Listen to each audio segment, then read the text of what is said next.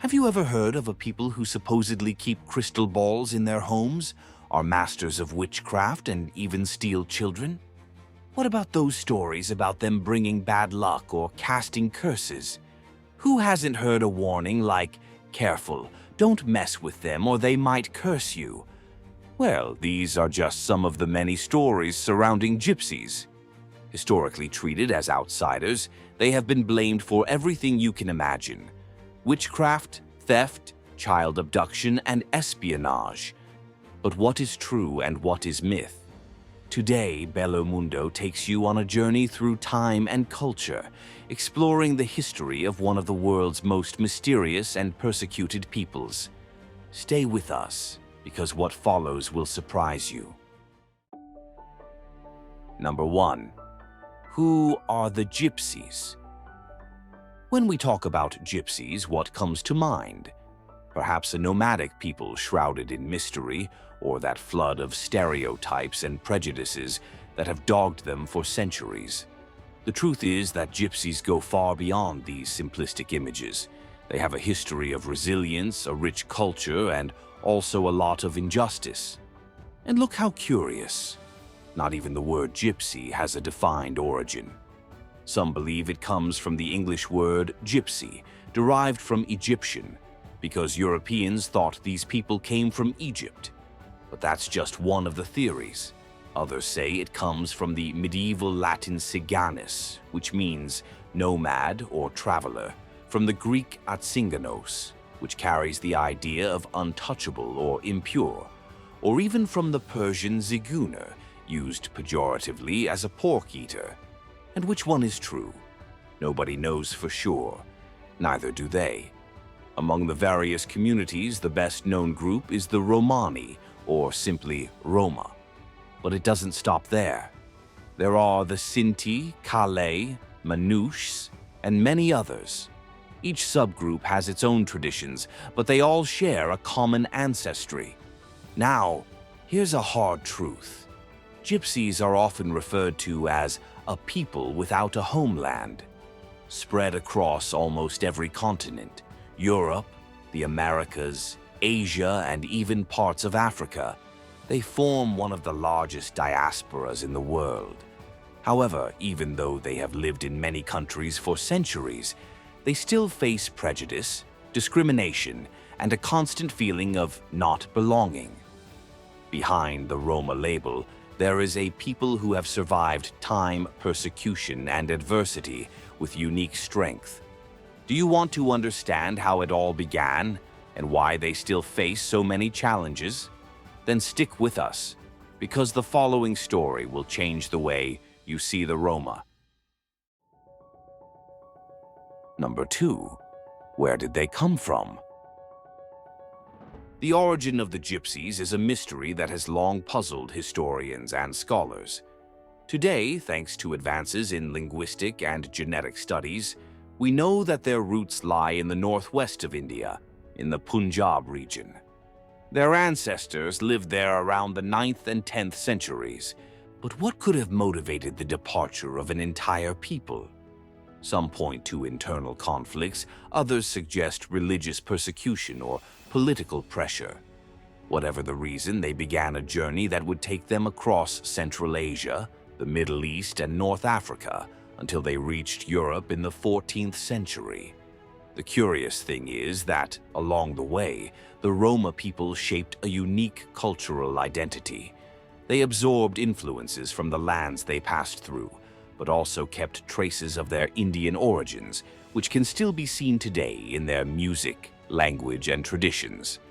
However, as soon as they arrived in Europe, the culture shock was immediate. Colorful clothes, itinerant lifestyles, and different cultural practices aroused both curiosity and distrust. From then on, the history of the Roma would be marked by prejudice, persecution, and expulsion. And it is precisely this that explains the spread of these people around the world. And let's talk about that now. Number 3. The spread around the world. Persecution was undoubtedly the main reason for the Roma diaspora. From the moment they arrived in Europe in the 14th century, they were treated as outsiders and blamed for everything you could imagine: witchcraft, theft, child abduction, and even espionage. Even espionage. The authorities' solution: expel, marginalize, oppress. But instead of disappearing, they resisted. Pushed from one country to another, they ended up transforming necessity into culture. This is how the nomadic lifestyle that we associate with them so much came about. The caravans, the music, the dance, the fortune-telling. All of this was born out of the struggle to survive in a world that didn't want to give them space. And it wasn't just in Europe that they made their presence felt. In the 19th and 20th centuries, many gypsies crossed the ocean to the Americas, looking for a new chance. Today, you can find Roma communities in Brazil, Argentina, the United States, and even Australia. They are literally in every corner of the world. And you want to know the best part? Wherever they go, they leave their mark: music, dance, stories. Gypsy culture is a gift to the world. Number 4. Gypsy cultural influence. Despite being persecuted, the Roma have left significant contributions to global culture. Flamenco music, for example, is unthinkable without the Roma influence in Andalusia, Spain. In Hungary, gypsy music with virtuoso violins is an essential part of local folklore. Manouche jazz, popularized by Django Reinhardt in France, also has gypsy roots. But the gypsy influence doesn't stop there. It appears in theater, literature, and the visual arts, always bringing that intense energy, full of stories and resilience. The nomadic lifestyle, family cohesion, and the ability to withstand any adversity have inspired artists and creators in every corner of the planet. Do you want to know the sad part? Many of these incredible contributions end up forgotten or simply ignored. Credit rarely goes where it's due. Number 5. What is life like for gypsies today? One of the biggest distortions when talking about gypsies is the idea that they all live on the road, camping in tents or trailers with no fixed address. Today, being a gypsy can mean many things: living in a fixed house, working in urban professions, or even attending university. In Brazil, for example, there are gypsy communities that have been established in neighborhoods for decades, living like any other family. There are still nomadic groups, it's true, but they are a minority. In Europe, the diversity is even greater. On the one hand, there are families who maintain itinerant traditions, selling handicrafts or playing music. On the other, young Roma are in offices, companies, and even politics, proving that tradition and modernity can coexist. But one thing hasn't changed: the importance of the family. For the Roma, the basis of everything is the clan. The most important decisions are made by the leader of the group, be it a patriarch or a matriarch. And values such as honor, respect for elders, and protection of the young are taken very seriously. Number 6. Traditions and customs. If there's one thing you can't miss when talking about the Roma, it's their traditions. Rich, diverse, and fascinating, some of them attract more attention and help to demystify many stereotypes. The wedding is a major event in gypsy culture, almost like a spectacle involving the whole community. Imagine a party that can last for days, with lots of music, dancing, plentiful food, and extravagant traditional costumes. But more than a celebration of love, the gypsy wedding symbolizes the union between families and clans, reinforcing alliances and strengthening community ties. These weddings, often arranged, can be surprisingly opulent. Some TV programs have shown parties full of luxury, glittering dresses, and extravagant details. It's a reminder that the idea of gypsies as poor and beggarly is an outdated stereotype. Of course, poverty exists in some communities, but there are middle-class, rich, and even very wealthy gypsies living in real mansions. And while we're on the subject of weddings, you can't ignore a peculiar tradition of some gypsy communities in Bulgaria, the bridal market. It sounds like something out of a movie, but it's real.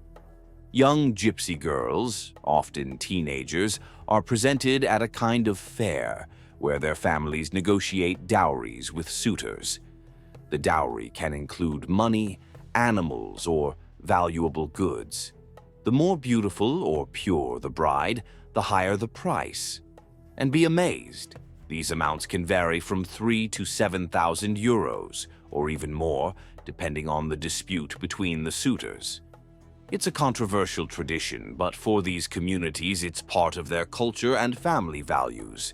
These people are also famous for their manual skills. From metalwork to jewelry and ceramics, their products are highly valued for their beauty and quality. These crafts were, and still are, a way of supporting themselves during their travels. Another practice that has reinforced the mystical image of gypsies is fortune-telling. Although not everyone is dedicated to reading hands or cards, this art is present in some communities. Number 7. Myths and legends. When it comes to these people who are so full of history and mystery, reality and the imagination mix in a cauldron of narratives, some so fanciful that they seem straight out of a horror story, and which, unfortunately, have helped to perpetuate prejudice against them. One of the oldest stereotypes is the misconception that everyone has a crystal ball at home or is a master of spells. The association arose because throughout history, many people practiced fortune-telling as a way of making a living. Now, let's face it, in medieval Europe, anyone who deviated from the standard was already accused of witchcraft. Proof of this were the countless women who were burned at the stake for thinking differently. Joan of Arc, right? In the case of this group, cultural differences only fueled this supernatural reputation. Another myth that should be buried once and for all is that they steal children.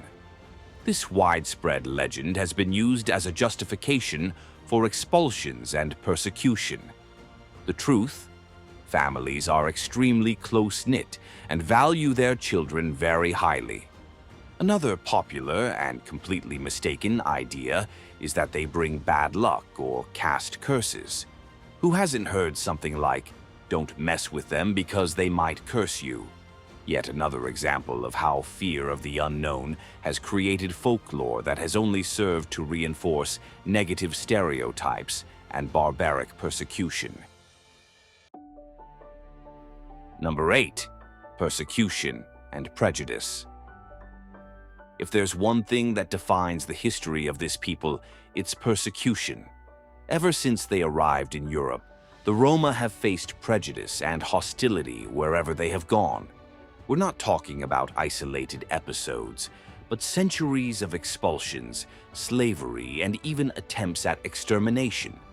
In Romania, for example, they were enslaved for over 400 years, and during the Second World War, the Nazi regime included them in the same genocide plan that victimized millions of Jews.